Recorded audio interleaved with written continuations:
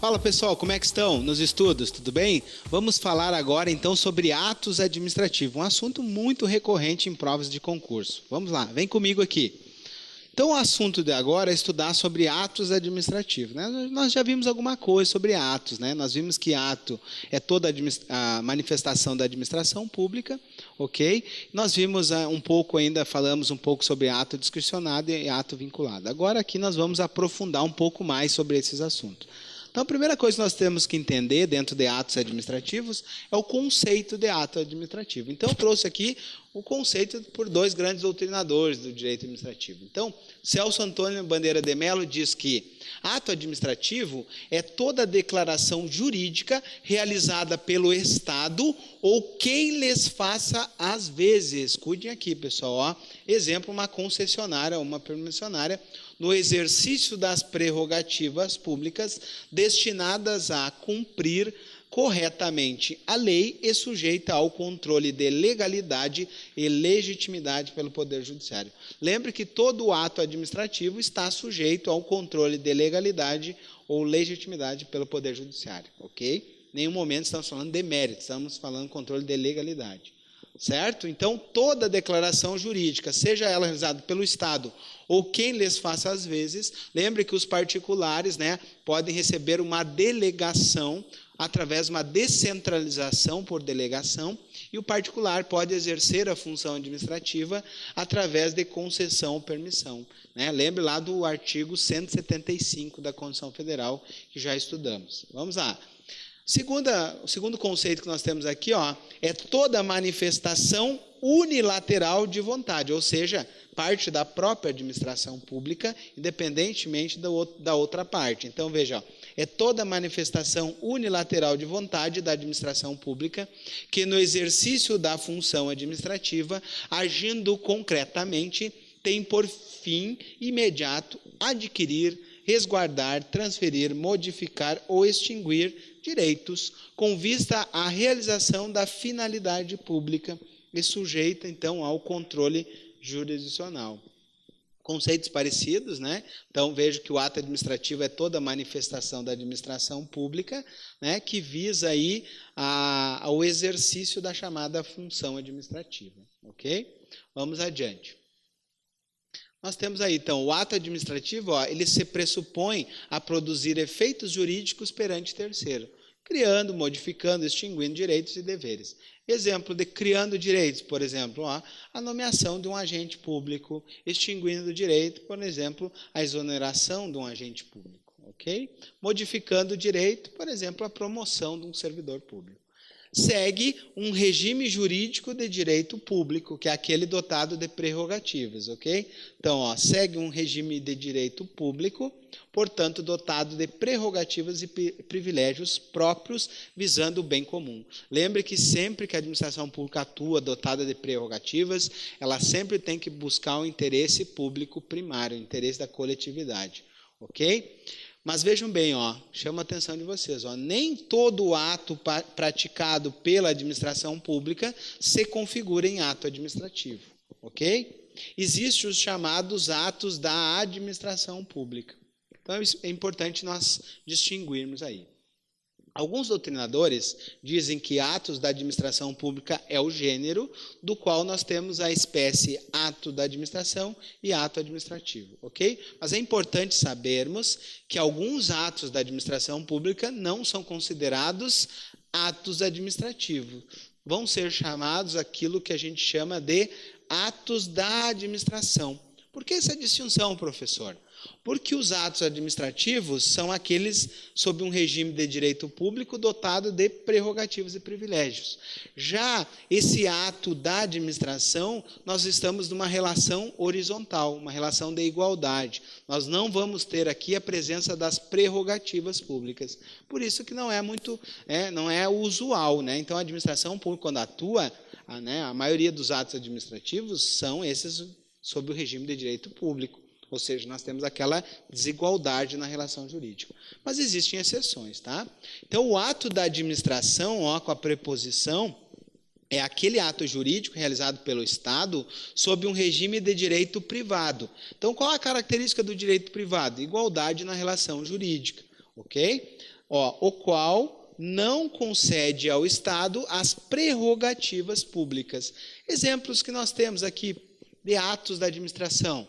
Por exemplo, um contrato de aluguel seria um exemplo. A abertura de conta corrente num banco estatal seria outro exemplo muito comum no dia a dia, ok? Então vamos lá. Celso Antônio Bandeira de Mello, ele classifica os atos da administração em 3 tipos. Os chamados atos privados, os atos materiais e os atos políticos, ou chamados atos de governo. Vamos entender um pouquinho cada um deles. O ato privado é aquele ato jurídico regido pelo direito privado, ou seja, é um ato praticado pela administração pública sob o regime de direito privado, numa relação horizontal entre Estado e sociedade, ou Estado e particulares, ok? Exemplo, é uma relação jurídica horizontal entre a administração pública e o particular, onde a administração pública não se vale da sua supremacia do interesse público, ou seja, não se vale das suas prerrogativas. Nosso exemplo que nós vimos aqui, um contrato de aluguel ou a abertura de uma conta corrente num banco público, certo? A segunda classificação é os chamados atos materiais ou fato administrativo. Ele traduz a ideia, traduz uma atividade exercida pelo poder do Estado sem a declaração de vontade. Então, no ato material, nós não temos aqui a manifestação de vontade, ok? São meramente atos materiais. A própria construção, por exemplo, de uma estrada em si mesmo, é um ato material. O procedimento licitatório, a assinatura do contrato, isso foram atos administrativos onde a administração pública manifestou sua vontade. Mas a execução da obra em si, o fato da obra, é considerado apenas um ato material ou fato administrativo, ok? E, por fim, nós temos os atos políticos ou atos de governo. São atos jurídicos editados pelo Estado no exercício da sua função política, não é função administrativa, ok? Temos aqui, então, o Estado praticando função política de soberania. Os exemplos, nós encontramos no direito constitucional. A sanção do presidente de um projeto de lei, o veto, são exemplos de atos políticos de governo, certo? Vamos adiante. Agora nós vamos entender, então, o ciclo de formação do ato administrativo. Então, o Eli Lopes Meireles nos traz uma classificação aqui. O chamado ato administrativo perfeito, válido e eficaz. Precisamos entender aqui esse ciclo de formação do ato. O ato perfeito é o que a gente chama de ato acabado. É aquele que passou pelo seu ciclo de formação. O ato válido é aquele que nós vamos analisar o aspecto de legalidade. O ato válido, eu vou verificar se ele preenche os requisitos do ordenamento jurídico. E o ato eficaz é aquele que já tem capacidade de produção de efeitos. É aquele ato que produz os efeitos jurídicos, Quando é que nós temos o início da produção de efeitos jurídicos? Nós vimos que quando nós temos a publicidade do ato, ok? Quando nós estudamos o princípio da publicidade. Então, aqui nós temos um esquema que demonstra como que pode estar determinado o ato. Nós podemos ter um ato perfeito, válido e eficaz. O que significa isso? Ele é perfeito porque passou pelo seu ciclo de formação, ele é válido porque está de acordo com o ordenamento jurídico e ele é eficaz porque produz efeitos. Exemplo, um contrato administrativo que passou por todo o seu ciclo de formação, respeitando um processo licitatório, respeitando as normas necessárias da lei de licitações para esse contrato. Ele é válido de acordo com o ordenamento jurídico e eficaz porque ele foi publicado em diário oficial, ok? Mas nós podemos ter um ato perfeito, válido e ineficaz. O que significa isso? Perfeito porque passou pelo seu ciclo de formação, válido porque está de acordo com o ordenamento jurídico, mas ineficaz porque ainda não foi publicado. Então, por exemplo, a falta de publicação de um contrato torna ele um ato ineficaz, certo? Nós podemos ter um ato perfeito e, ao mesmo tempo, ser inválido e eficaz. Então, vamos analisar. Perfeito porque ele passou pelo seu ciclo de formação. Inválido porque ele é contrário ao ordenamento jurídico. E eficaz porque produz efeitos. Exemplo, o determinado concurso público, é feito o procedimento do concurso, ele é publicado, o resultado desse concurso, mas depois se verifica que houve o vazamento do gabarito, então esse concurso ele é inválido, porque houve aqui um problema de requisitos de legalidade, ok? Nós podemos ter também um ato perfeito, inválido e ineficaz. O ato perfeito passou pelo seu ciclo de formação, inválido porque ele é contrário ao ordenamento jurídico, ineficaz porque ele não produz efeitos jurídicos. Né? Então, exemplo aqui, nós podemos ter aqui a celebração de um contrato administrativo de inexigibilidade de licitação, quando, na verdade, eu tinha que utilizar outra modalidade de licitação, então foi contrário ao ordenamento jurídico, ineficaz porque eu ainda não publiquei esse contrato, ok? E o ato imperfeito é aquele que não nasceu, é aquele que não completou o seu ciclo de formação. Por exemplo, né, faltou aí a aprovação da autoridade competente, então esse ato não chega então a nascer, né, ele não não completa o seu ciclo de formação. Ok? Agora nós precisamos entender um pouquinho os chamados tipos de invalidade. Ok? Então nós vimos aqui, ó, dentro da classificação, o ato perfeito é aquele que está relacionado ao ciclo de formação, validade em relação ao requisito do ordenamento jurídico e eficaz relacionado à produção de efeitos. Agora nós vamos analisar, então, sobre o aspecto da validade. Né? Então nós temos aqui os tipos de invalidade. A primeira invalidade que nós temos aí, ó, é o chamado ato inexistente. Depois nós temos o ato nulo, o anulável e o ato irregular. O ato inexistente é aquele que possui um vício muito grave, a falta de um dos elementos do ato, indispensáveis para o seu ciclo de formação. O ato não chega nem a se aperfeiçoar como um ato administrativo. Ok? Nesse caso aqui, a gente não admite a chamada convalidação, que é o chamado aproveitamento do ato. Então, exemplo, ó, um ato praticado com usurpação de função pública. Alguém que se passa por agente da administração pública, né, fingindo que é um agente público, esse ato praticado por ele nunca foi e nunca vai ser um ato da administração pública, porque há aqui um vício grave, né? O sujeito que praticou o ato não faz parte da administração pública. O ato nulo, né, são aqueles que possuem defeitos graves que não admitem convalidação, que não admitem aproveitamento, tornando obrigatória a sua anulação, os chamados vícios insanáveis. Nós já vamos estudar um pouquinho melhor a distinção entre ato nulo e anulável. Okay? O ato anulável é aquele que possui um defeito leve que possibilita, então, a chamada convalidação. Ele possui um problema, ele possui um defeito, mas, né, ele apresenta um vício que a gente chama de vício sanável. Ok? Eu posso fazer isso? Sim, desde que essa decisão não acarrete lesão ou prejuízo a terceiros. Aí eu posso fazer a chamada convalidação. Né? Nós encontramos isso lá no artigo 54 e 55 da Lei de Processo Administrativo Federal, a Lei 9784. Okay? E atos irregulares são detentores de defeitos leves, ou seja, vícios irrelevantes. Por exemplo, aí faltar o carimbo numa das folhas de um processo administrativo, por exemplo, é o chamado invalidade irrelevante, tá? Um vício irrelevante. Vamos analisar um pouco melhor, então, sobre o ato nulo e o anulável. O ato nulo é aquele que apresenta um vício grave, uma nulidade absoluta. Esse vício é considerado insanável. Se ele é insanável, ele não pode ser convalidado. Já o ato anulável é aquele que possui uma nulidade relativa. Ele pode, então, ser aproveitado porque ele apresenta um vício sanável. Então, ele pode passar, então, pelo que a gente chama de convalidação. É o aproveitamento do ato. Quando que eu posso aproveitar?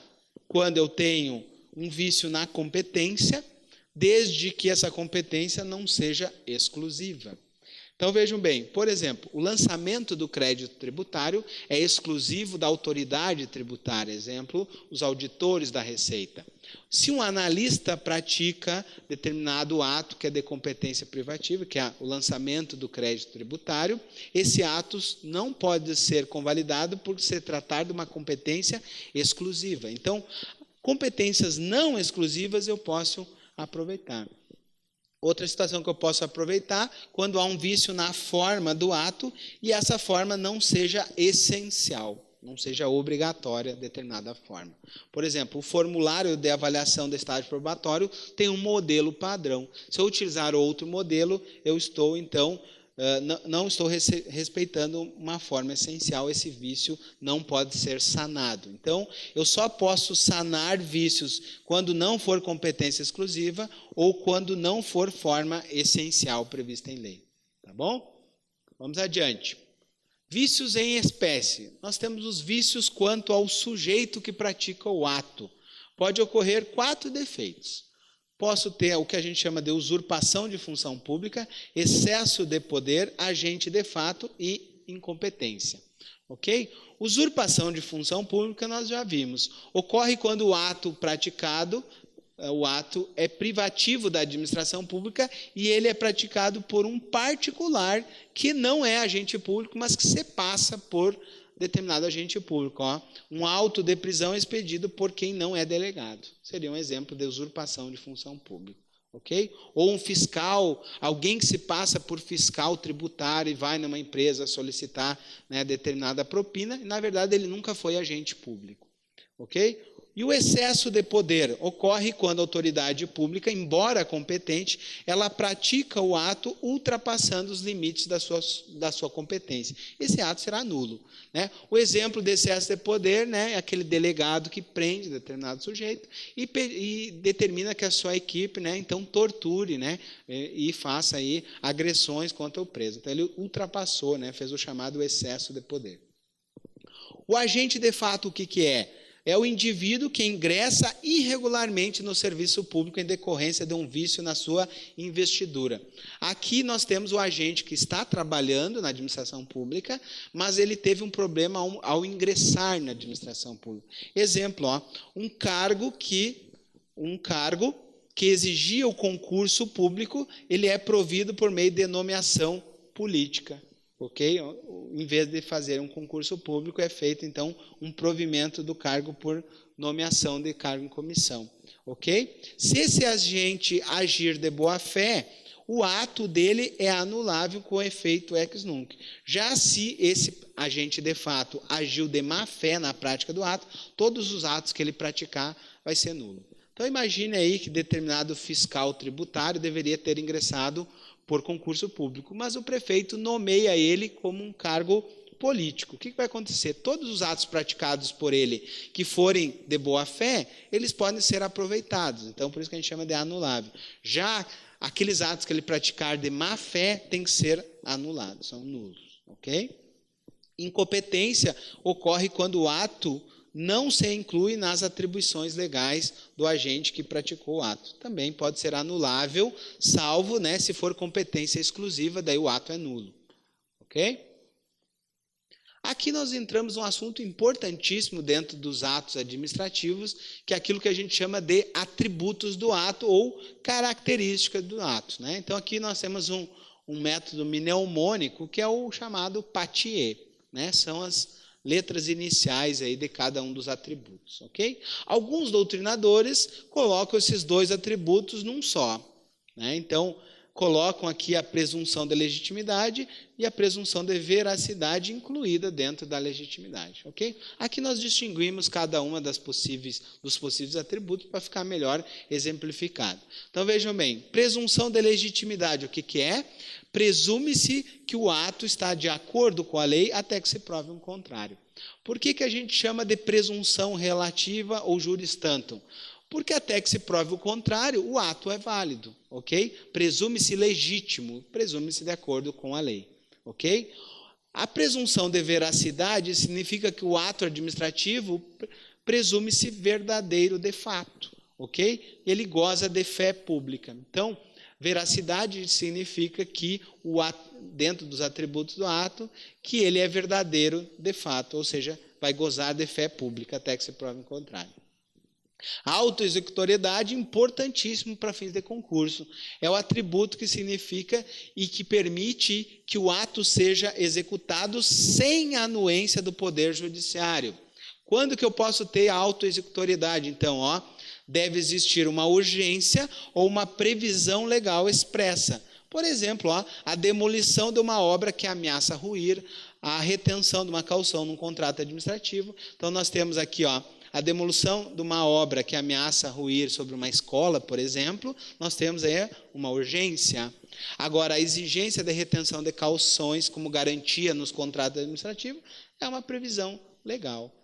É o que a gente tem aí como autoexecutoriedade, ou seja, a administração pública executa o ato administrativo independentemente de manifestação do Poder Judiciário, ok? Isso aqui agiliza muito a administração pública, principalmente nos casos de urgência e no exercício do poder de polícia, ok? O próximo atributo que nós temos aí é a tipicidade, ok? O que é a tipicidade? Os atos administrativos devem corresponder a figuras previamente previstas em lei e respeitar a finalidade específica definida na lei para cada espécie de ato administrativo. Então, nós vimos que para cada ato administrativo existe, e para cada situação existe uma figura típica de ato. Então, vamos pensar aquela situação que houve um desvio da finalidade. Então, imagine que determinada autoridade quer punir algum servidor e se utiliza da remoção para a punição. Está certo isso? Claro que não. Nós temos aí um desvio de finalidade do ato. Porque a maneira pela qual o agente deve ser punido são as sanções previstas no estatuto. Por exemplo, uma advertência, uma suspensão, uma demissão, uma cassação da aposentadoria ou cassação da disponibilidade. Mas em nenhum momento eu posso utilizar o ato de remoção para fins de punição. Ok? Isso é um desvio de finalidade. Então, para cada figura previamente prevista em lei, existe um tipo específico de ato. Então, por isso a gente chama de tipicidade. O próximo atributo é o da imperatividade, o chamado poder extroverso do Estado, é o chamado poder de império. O que significa isso? Os atos, são os atos administrativos de império, que são impostos unilateralmente a terceiros, sem a necessidade de concordância.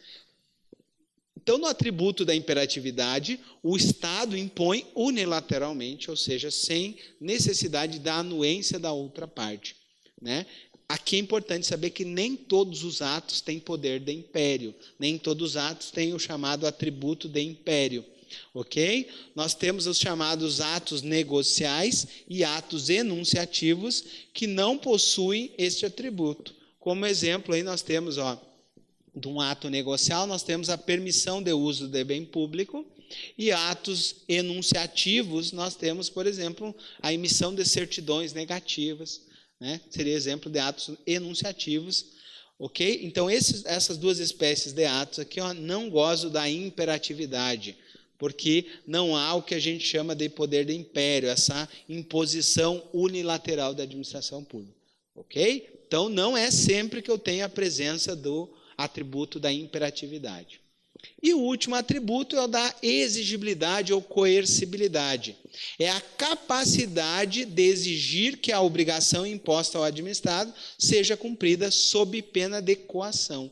Então, se eu imponho determinada situação, eu quero exigir que ela seja cumprida essa obrigação, eu vou impor a coercibilidade ou exigibilidade do atributo do ato. Exemplo, eu vou impor uma multa. A imposição da multa é aquilo que nós temos como exigibilidade.